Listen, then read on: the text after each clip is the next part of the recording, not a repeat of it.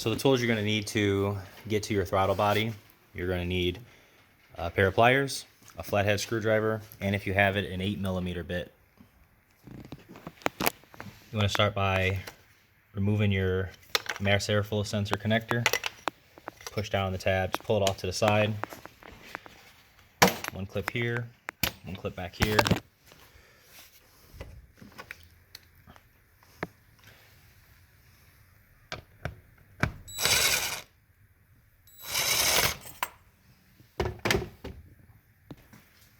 Once you get the top part of your airbox housing off, you can check your mass airflow sensor. Actually, after 7 years, mine's still pretty spotless. So, quick little wipe down, but if you need to, they do make mass airflow sensor cleaner.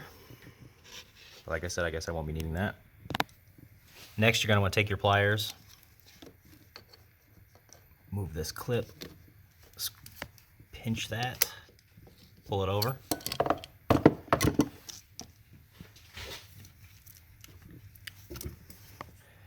I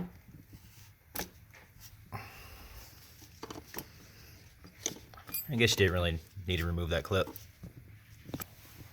You're going to want to take your flathead,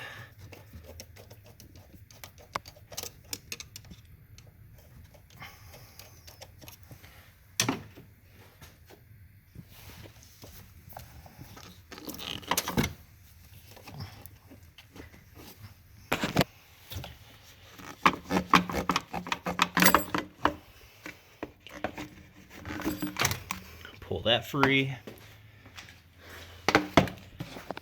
Here's your throttle body. Now I checked mine earlier, so you can take a screwdriver, shove it in there. You zoom in.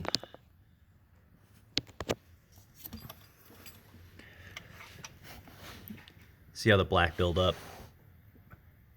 Spray some throttle body cleaner in there. And yeah. Definitely want to take some throttle body cleaner, spray it in there generously, wipe out. You could use an old toothbrush or a rag. Either way, wait till it's fully dry, then replace everything, and then you can start it. You might get some high RPMs at first. Don't worry about it. Everything you spray in there is combustible, so even if any of the carbon buildup falls back in there, it's not going to hurt anything. It'll burn out in no time. No worries.